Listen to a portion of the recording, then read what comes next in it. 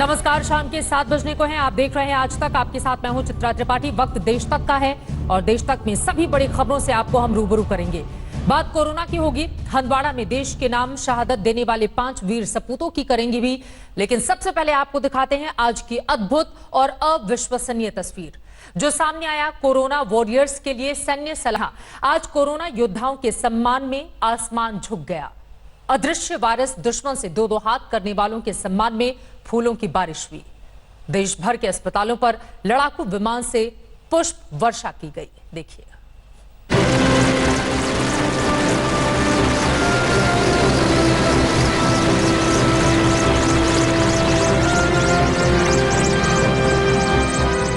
आसमान में गड़गड़ाते लड़ाकू विमान,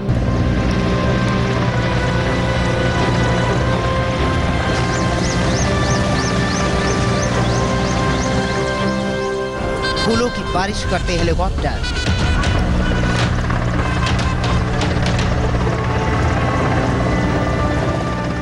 और आभार जताते जिंदगी बचाने वाले।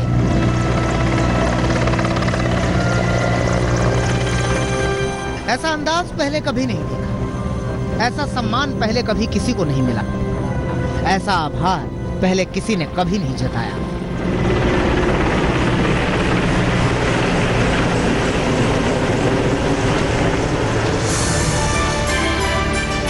कोरोना कर्मवीरों के सम्मान में आज आसमान झुक गया। फूलों की बारिश होने लगी, सम्मान में धुन बजने लगी।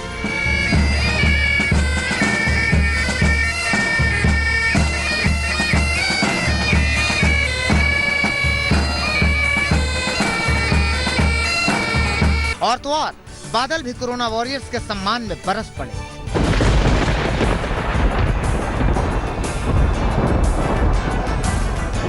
वायुसेना के लड़ाकू विमान डॉक्टर, नर्स, स्वास्थ्य कर्मियों, सफाई कर्मियों और दूसरे फ्रंटलाइन योद्धाओं की सलामी के लिए उड़ान भरते इससे पहले ही आसमान बरस पड़ा। बारिश और बादल के कारण फ्लाई पास्ट को घंटे भर के लिए टालना पड़ा। बादल छंटे तो आसमान में अद्भुत नजारा दिखने लगा। उत्तर से दक्षिण और पूर्व से पश्चिम हर तरफ वायुसेना के विमान अस्पतालों पर पुष्प वर्षा करने लगे।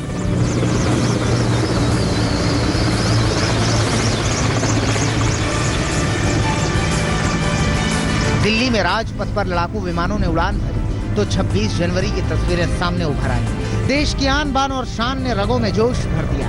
बस फर्क इतना था कि इस बार राजपथ खाली था।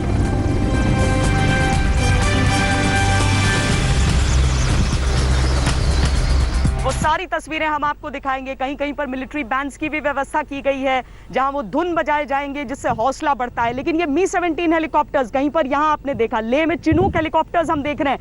इन सब का अलग रोल होता है। ये सब युद्ध क्षेत्र में काम आते हैं। यहाँ तक कि ये जो मी-17 है, ये तो हम देखते हैं कि जब सर्जिकल स्ट्राइक जैसे ऑपरेशंस होते हैं तो दुश्मन की टेरिटरी में ये ट्रूप्स को उतारने के भी काम आते हैं। लेकिन आज ये फूल बरसा रहे हैं। आज ये फूल बरसा रहे हैं उन सभी कर्मवीरों पर जो कोरोना के इस संकट काल में भी लगातार लड़ रहे हैं, जूझ रहे हैं। देश के सबसे बड़े अस्पताल एम्स के ऊपर से लड़ाकू विमानों ने उड़ान भरी तो फख्र से सर ऊंचा हो गया। फिर वायुसेना के हेलीकॉप्टर ने फूलों की बारिश की और नीचे डॉक्टर्स और पूरा मेडिकल स्टाफ तालियों से आभार जताने लगा।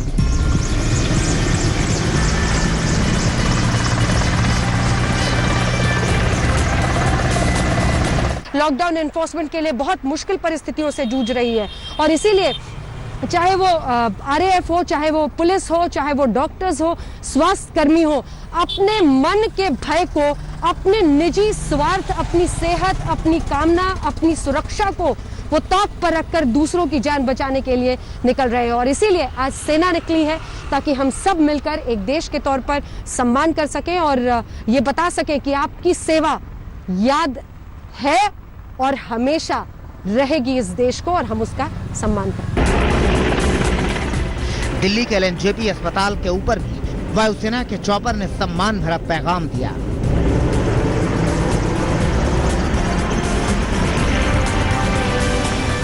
आसमान से फूलों की वर्षा हो रही थी और नीचे इस सम्मान से डॉक्टर्स का हौसला 7वें आसमान पर पहुंच रहा था। श्वेता सिंह और अंजना ओम कश्यप के साथ आज तक ब्यूरो। जोश जज्बा बढ़ाने के लिए ये सम्मान तस्वीरें आपने देखा, वहीं पूरा देश कोरोना के संकट से जूझ रहा है। ऐसे में कोरोना संक्रमितों की मदद में जुटे हुए कोरोना वॉरियर्स की हौसला अफजाई के लिए आज तीनों सेनाओं ने कोरोना वॉरियर्स के सम्मान में फूल बरसाए।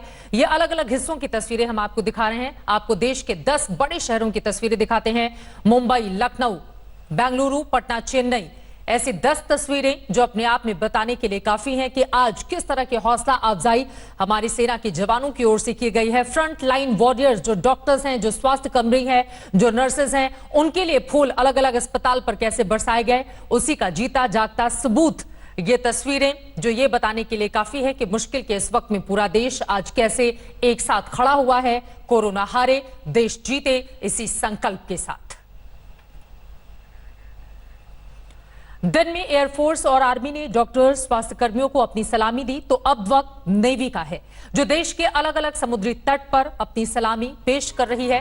तस्वीरें कराईकल की हैं जो इस वक्त आप टीवी स्क्रीन पर देख रहे हैं, और ये तस्वीरें उन स्वास्थ्य कर्मियों के लिए हैं, देश के उन डॉक्टर्स के लिए हैं जो लगातार लगे हुए हैं, डटे हुए हैं। आपको बता दें कि हिंदुस्तान में कुल डॉक्टर्स की तादाद तकरीबन 20 लाख के आसपास है, और इस वक्त सब कुछ भूलकर, अपनी जान की परवाह किए बिना सारे के सारे डॉक्टर्स अपने परिवार से अलग कोरोना संक्रमित मरीजों को ठीक करने में लगे हुए हैं। और उन्हीं डॉक्टर्स के लिए, उन्हीं स्वास्थ्य कर्मियों के लिए, उन्हीं नर्स के लिए आप देखें इंडियन नेवी की ओर से किस तरह से उन्हें सलामी दी जा रही है, उनकी हौसला अफजाई की जा रही है इन तस्वीरों के जरिए।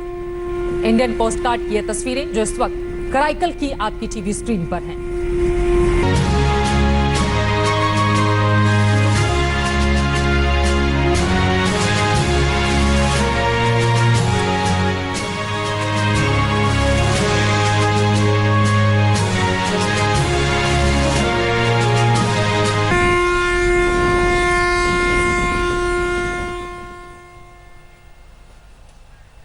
और अब आगे बढ़ते हुए बात देश में कोरोना की तेज रफ्तार की कर लेते हैं, जो थमने का नाम नहीं ले रही है।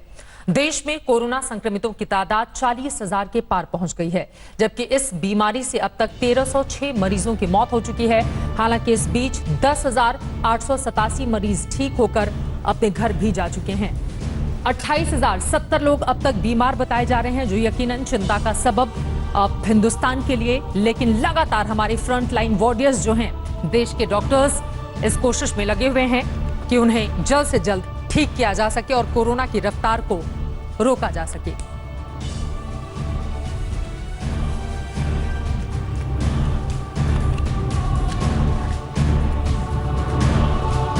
देश भर में कोरोना संक्रमितों की तादाद 40,000 के पार पहुंच गई है। और आपको यह भी बता दें कि आज लॉकडाउन का 40वां दिन है और कल से लॉकडाउन 3.0 की शुरुआत होने जा रही है।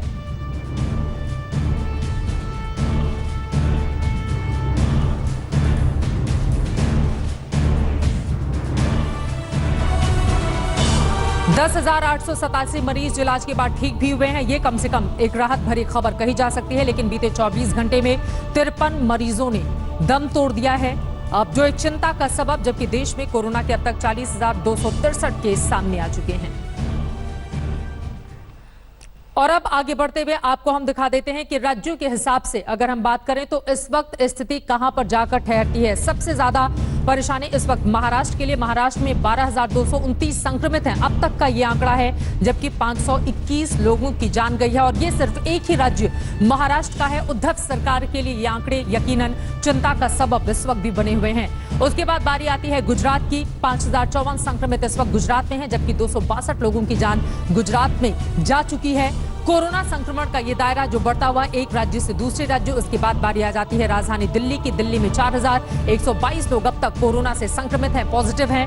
राजस्थान 2,770 संक्रमित हैं, 65 लोगों की जान गई है राजस्थान के भी कुछ ऐसे हिस्से जो सबसे ज्यादा प्रभावित बताए जा रहे हैं, जबकि भीलवाड़ा मॉडल को अपनाकर राजस्थान ने इस पर कंट्रोल करने की कोशिश भी की। मध्य प्रदेश 2,846 संक्रमित हैं, 151 लोगों की जान मध्य प्रदेश में गई है। देश का दिल कहा जाता है मध्य प्रदेश, लेकिन वहां के भी आंकड़े अपने आप में शिवराज सरकार की के लिए बड़ी चुनौतियां खड़ी करते हैं।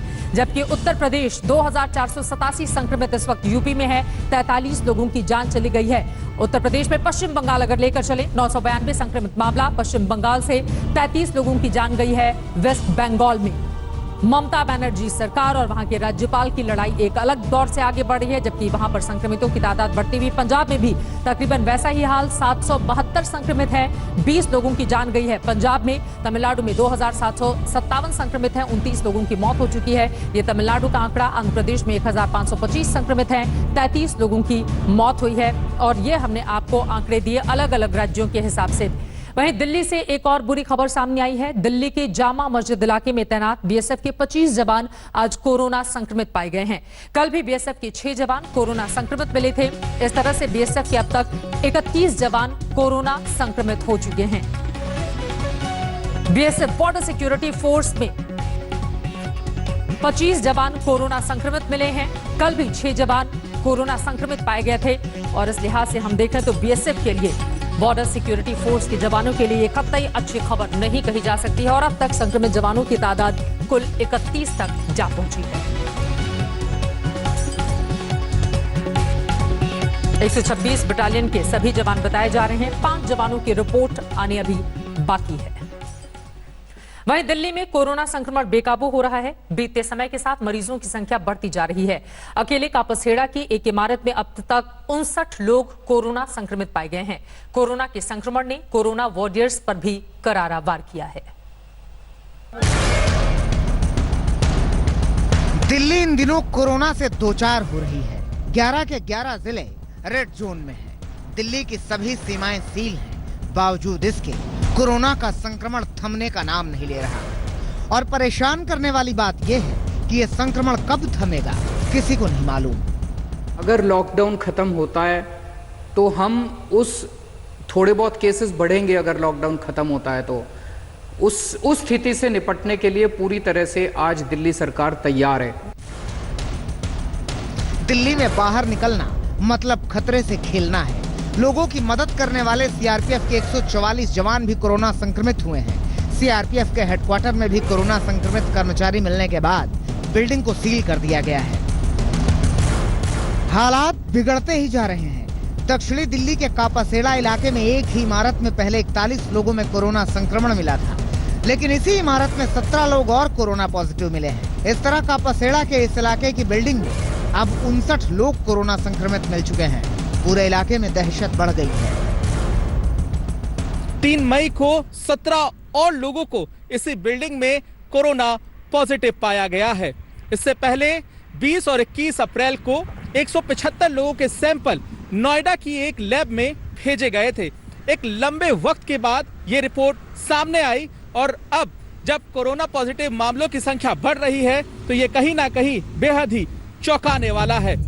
परेशान करने वाली बात यह भी है कि मरकज मामले की जांच में जुटी क्राइम ब्रांच के 5 पुलिसकर्मी भी कोरोना पॉजिटिव पाए गए हैं। दिल्ली के निजामुद्दीन में मरकज मामले की जांच करते हुए क्राइम ब्रांच के 5 पुलिसकर्मियों को भी कोरोना हो गया है। दरअसल जो मरकज है उसमें लगभग 2500 से ज्यादा लोग थे और उसके बाद जब इनको बाहर निकाला गया तो देश के अलग अलग हिस्सों में कई 100 जमाती वो कोरोना पॉजिटिव पाए गए थे। इस पूरे मामले की जांच क्राइम ब्रांच को सौंपी गई थी। कोरोना की चपेट में अब कोरोना वॉरियर्स आ रहे हैं। लेडी हार्डिंग अस्पताल में भी 18 स्वास्थ्यकर्मी कोरोना संक्रमित पाए गए हैं। 18 हमारे हेल्थ केयर वर्कर जो है यहाँ पर प्रभावित हो गए हैं किसी न किसी रूप में।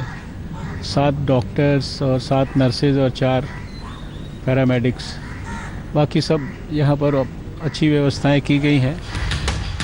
दिल्ली में हालात ठीक नहीं है। ऐसे में दिल्ली वालों की जिम्मेदारी है कि वो अपने घरों में ही रहें, बाहर बिल्कुल ना निकले। सुशांत मेहरा के साथ पुनीत शर्मा, दिल्ली आज तक। आज दूसरा लॉकडाउन खत्म हो रहा है और कल से तीसरे लॉकडाउन की मियाद शुरू हुई है। मगर इस तीसरे लॉकडाउन में लोगों के लिए कई तरह की सहूलियत दी गई है। दिल्ली के मुख्यमंत्री से सुनिए कि कल से दिल्ली में कौन सी दुकानें खुलेंगी और कौन सी दुकानें बंद रहेंगी। पहली चीज तो ये कि कल से सभी सरकारी दफ्तर खुलने जा रहे हैं। कई सारे सरकारी जो एसेंशियल सर्विसेज से डील करते हैं सरकारी दफ्तर, उन एसेंशियल सर्विसेज वाले सरकारी दफ्तर में 100% अटेंडेंस होगी, लेकिन दूसरे सरकारी दफ्तरों में जो एसेंशियल सर्विसेज से डील नहीं करते वहाँ पे डिप्टी सेक्रेटरी लेवल तक, डिप्टी सेक्रेटरी एंड अबाव 100% आएंगे लोग, और उसके नीचे वाले स्टाफ में 33% स्टाफ आएगा। जैसे cinema hall, mall, gymnasium, sports complex, ये सभी बंद रहेंगे। सोशल, पॉलिटिकल, कल्चरल या किसी भी तरह की अन्य गैदरिंग वो बंद है, वो अलाउ नहीं की जाएंगी। जो स्टैंड अलोन शॉप्स हैं, जो नेबरहुड कॉलोनी शॉप्स हैं और जो रेजिडेंशियल कॉम्प्लेक्स में शॉप्स हैं, वो सारी खुली रहेंगी। वो चाहे एसेंशियल आइटम्स की शॉप्स हों चाहे नॉन एसेंशियल आइटम्स की शॉप्स हों, कोई भी शॉप्स हों। Air travel, rail travel, metro बंद रहेंगी और अंतर्राज्यीय बसें बंद रहेंगी। अंतर्राज्यीय बसें भी और विद इन दिल्ली भी, दिल्ली के अंदर भी बसें नहीं चलेंगी और एक स्टेट से दूसरे स्टेट की बसें भी नहीं चलेंगी। दिल्ली के लिए मुख्यमंत्री अरविंद केजरीवाल का प्लान आप सुन रहे थे, लेकिन आगे को लेकर क्या रणनीति और तैयार की गई है, कौन सी दुकानें खुली रहेंगी, कौन से बंद रहेंगी, उसके बारे में अब चलिए आगे बढ़ते हुए आपको जानकारी दे देते हैं। लॉकडाउन 3 में दिल्ली का ये केजरीवाल प्लान है। क्या खुलेगा? सभी सरकारी दफ्तर खुलेंगे, जबकि मेट्रो, बस, रेल सेवा बंद रखी जाएगी। इसको लेकर व्यवस्था की गई है। निजी दफ्तरों में 33% लोगों के लिए अब दफ्तर खुले रहेंगे, यानी कि इजाजत होगी ताकि सोशल डिस्टेंसिंग मेंटेन करते हुए लोग कामकाज कर पाएं, जबकि मॉल, शॉपिंग कॉम्प्लेक्स ये बंद रहेंगे। कॉपी किताब की दुकानें खुली रहेंगी, स्कूल, कॉलेज बंद रहेंगे। इसको लेकर अभी कोई फैसला नहीं किया गया है। सिंगल रिहायशी इलाके में दुकान खुली रहेंगी, जबकि ऑटो रिक्शा और रिक्शा बंद रखे गए हैं राजधानी दिल्ली में। यह बड़ा फैसला लिया गया है। शादी की छूट दी गई है, लेकिन 50 लोग से कम हो, यानी कि शादी बहुत धूमधाम से ज्यादा लोगों की गैदरिंग के साथ नहीं कर सकते हैं। होटल, रेस्टोरेंट बंद करने का फैसला किया गया है। ये लॉकडाउन 3 के लिए बड़ा ऐलान केजरीवाल सरकार की ओर से। दाई, सफाई वालों को इजाजत दे दी गई है, यानी कि उन्हें दिक्कत नहीं होगी, जबकि नाई की दुकान, सैलून, इसको बंद करने का फैसला किया गया है। प्रिंट और इलेक्ट्रॉनिक मीडिया हमेशा की तरह खुली रहेंगी। सोशल डिस्टेंसिंग का पालन करना होगा, मास्क लगाकर निकलना होगा। धार्मिक संस्थान को बंद रखने का फैसला किया गया है अरविंद केजरीवाल की ओर से, यानी कि लॉकडाउन 3 में भी धार्मिक स्थल नहीं खुलेंगे, इसकी इजाजत नहीं दी गई है। वैसे यूं तो कोरोना का संक्रमण देखा जाए पूरे देश में है, मगर दिल्ली की हमने बात कर ली है। लेकर चलते हैं आपको महाराष्ट्र और गुजरात। वहां पर कोरोना की भयानक मार पड़ी है। महाराष्ट्र में कोरोना संक्रमित मरीजों की संख्या 12,000 के पार हो गई है। वहीं गुजरात में 5,000 से ज्यादा कोरोना संक्रमित मरीज हो चुके हैं। कोरोना ने शहर की सूरत ही बदल दी है। दुर्भाग्य यह है कि देश में कोरोना की मार सबसे ज्यादा महाराष्ट्र पर ही पड़ी है। महाराष्ट्र में कोरोना के 12,296 से ज्यादा मरीज हो गए हैं। महाराष्ट्र में अब तक 521 लोग कोरोना से दम तोड़ चुके हैं। मुंबई में ही 8,351 लोग कोरोना से संक्रमित हैं। मुंबई में कोरोना से 322 लोग दम तोड़ चुके हैं। मुंबई में किसी भी तरह से कोरोना संक्रमण पर काबू पाया जा सके, इसलिए हर जतन किए जा रहे हैं। ये MMRDA का ग्राउंड है। यहाँ बीएमसी अस्थायी अस्पताल बनवा रही है ताकि मरीजों की संख्या बढ़ने पर स्थिति नियंत्रण में रहे। महाराष्ट्र नवनिर्माण सेना के मुखिया राज ठाकरे भी स्वास्थ्य कर्मियों की मदद को आगे आए हैं। MNS प्रोटीन युक्त खाने के पैकेट स्वास्थ्य कर्मियों को मुहैया करा रही है। मुंबई के बाद महाराष्ट्र में कोरोना की सबसे ज्यादा मार पुणे पर है। यहाँ कोरोना संक्रमितों को बचाने के लिए प्लाज्मा थेरेपी का इस्तेमाल होगा। ससून अस्पताल को प्लाज्मा थेरेपी के ट्रायल की इजाजत मिल गई है। महाराष्ट्र के बाद कोरोना से सबसे ज्यादा परेशान गुजरात है। गुजरात में 5,050 से ज्यादा कोरोना संक्रमित हैं। गुजरात में 260 से ज्यादा लोगों की मौत हो चुकी है। अकेले अहमदाबाद में 3,500 से ज्यादा संक्रमित हो चुके हैं। अहमदाबाद में कोरोना से अब तक 185 लोगों की जान जा चुकी है। समझना आसान है कि दोनों राज्यों में कोरोना का संकट बड़ा है, इसलिए बहुत जरूरी है कि आप अपने घरों में ही रहें। अहमदाबाद से गोपी घांगर के साथ आज तक ब्यूरो। और अब दूसरे राज्यों में फंसे मजदूर और छात्रों की खबरें आप तक पहुंचाते हैं। अलग अलग राज्यों से स्पेशल ट्रेन के लगातार चलने से प्रवासी मजदूरों और छात्रों को भारी मदद पहुंची है। ट्रेन से कोटा से निकले छात्र रांची पहुंच भी गए हैं। वहीं कोटा से छात्रों को लेकर एक ट्रेन पटना के लिए भी रवाना हुई है। दूसरी तरफ कई ट्रेन मजदूरों को उनके गृह राज्यों तक पहुंचाने के सफर में निकल चुकी है।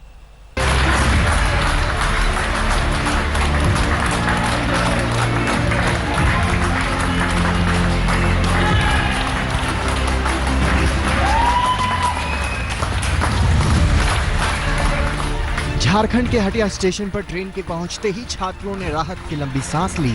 आंखें चमक उठी थी, चेहरे खिल गए थे।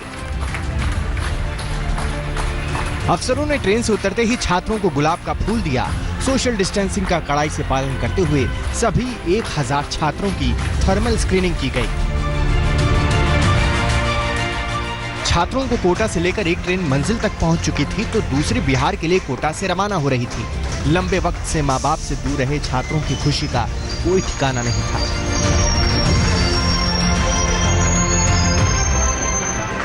आठ 847 मजदूरों को लेकर नासिक से चली श्रमिक एक्सप्रेस लखनऊ पहुंची।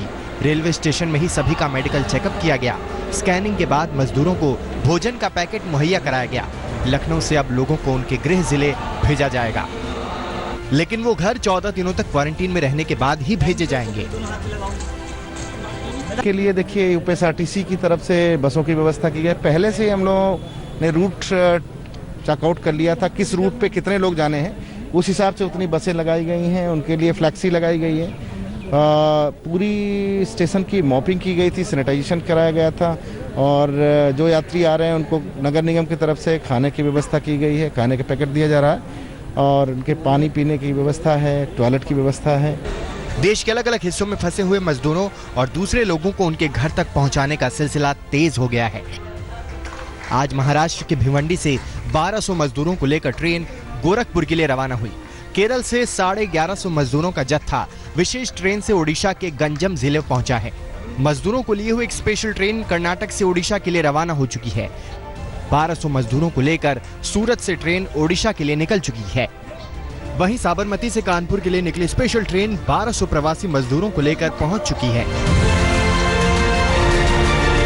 पिछले 2 दिनों में स्पेशल ट्रेन के जरिए दूसरे राज्यों में फंसे 12 से 15 हजार मजदूर अपने गृह राज्य या तो पहुंचाए जा चुके हैं या फिर रास्ते में हैं। काम बंद होने के बाद आर्थिक बदहाली के शिकार हुए मजदूरों के लिए ये बेहद राहत वाला फैसला था। लेकिन यहाँ सवाल ये भी उठ रहा है कि एक ट्रेन में 1200 लोगों के सफर के दौरान सोशल डिस्टेंसिंग का फॉर्मूला कैसे पालन हो रहा है। आज तक ब्यूरो।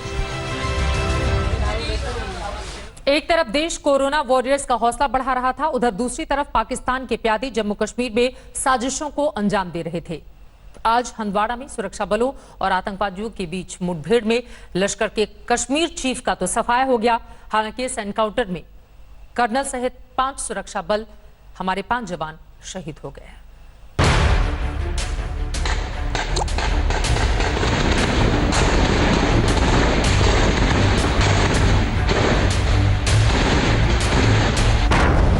हंदवाड़ा एनकाउंटर में लश्कर ए तैयबा के कश्मीर चीफ हैदर का सफाया हो गया। भीषण गोलीबारी के बीच सेना ने 2 विदेशी आतंकियों को मार गिराया। सेना ने आतंकियों का ठिकाना तबाह कर दिया। सुरक्षा बलों की जबरदस्त कार्रवाई से आतंकियों के हौसले पस्त हो गए। लेकिन इस कामयाबी की भारी कीमत भी चुकानी पड़ी। इस ऑपरेशन में सेना के 2 बड़े अफसर समेत 5 जवान शहीद हो गए हैं। शहीद होने वालों में 4 सेना के और 1 जम्मू कश्मीर पुलिस का जवान है। शहीद होने वालों में 21 राष्ट्रीय राइफल्स के commanding officer colonel Ashutosh Sharma, major Anuj Sood, lance Naik Dinesh Singh, Naik Rakesh Kumar के साथ जम्मू कश्मीर पुलिस में तैनात सब इंस्पेक्टर शकील काजी शामिल हैं। शनिवार को ये मुठभेड़ खत्म हो गई और रविवार सुबह को जब पूरे इलाके की तलाशी ली गई, वहां पर सेना के इन वरिष्ठ अधिकारियों के शव बरामद हुए हैं। जो सेना के कर्नल इस मुठभेड़ में शहीद हुए हैं वो इस पूरे ऑपरेशन को लीड कर रहे थे और कहीं ना कहीं जो है सेना के लिए ये बड़ा नुकसान भी है। सेना को लश्कर के कश्मीर चीफ हैदर की हंदवाड़ा में मौजूदगी की पक्की खबर मिली थी। शहीद commanding officer colonel Ashutosh Sharma इस मौके को छोड़ना नहीं चाहते थे। सुरक्षा बलों ने हंदवाड़ा के चांज मुल्ला इलाके को घेर लिया। गाड़ियों के मूवमेंट रोक दी गई। सेना एक एक घर की तलाशी ले रही थी। ठीक उसी वक्त चारों तरफ से घिरे आतंकियों ने सेना पर फायरिंग शुरू कर दी। कर्नल आशुतोष शर्मा खुद ऑपरेशन को लीड कर रहे थे। कर्नल आशुतोष शर्मा को कश्मीर में बहादुरी के लिए वीरता पदक मिल चुका है। आतंकियों के खिलाफ श्रेष्ठ कमांडिंग अफसरों में उनकी गिनती होती थी। पूरे देश ने एक आवाज में शहीद जवानों को श्रद्धांजलि दी। रक्षा मंत्री राजनाथ सिंह ने अपने ट्वीट में लिखा, हंदवाड़ा में जवानों और सुरक्षा कर्मियों का शहीद होना दुखद है। उन्होंने आतंकियों से लड़ने में अदम्य साहस का परिचय देते हुए बड़ा बलिदान दिया है। उनका ये बलिदान और साहस कभी भुलाया नहीं जा सकता है। बेशक एक जवान की भी शहादत बड़ी कीमत है, लेकिन उनका बलिदान खाली नहीं गया। कश्मीर के लश्कर ए तैयबा के कमांडर का मारा जाना बहुत बड़ी कामयाबी मानी जा रही है। अशरफ वानी के साथ शुजाउल हक, गाड़ा, आज तक। आतंकियों से लड़ते हुए हंदवाड़ा में हमारे जवानों ने सर्वोच्च बलिदान दिया है। जम्मू में देश के इन सपूतों को कैंडल जलाकर श्रद्धांजलि दी गई। उसी की तस्वीरें हम आपको दिखा रहे हैं। यकीनन हिंदुस्तान के लिए इस लिहाज से आज का दिन कतई अच्छा नहीं कहा जाएगा, क्योंकि हमारे 5 सुरक्षा कर्मियों का ये सर्वोच्च बलिदान और उनको कैंडल जलाकर इस तरह से अपनी भावनाएं व्यक्त करते हुए जम्मू कश्मीर के लोग, ये तस्वीरें आप देख रहे थे। नमस्कार, मैं हूं अंजना ओम कश्यप। हमें उम्मीद है ये वीडियो आपको पसंद आया होगा। लेटेस्ट खबरों के लिए यूं ही देखते रहिए आज तक, और इस वीडियो के पसंद आने पर लाइक, शेयर एंड सब्सक्राइब करना ना भूलें।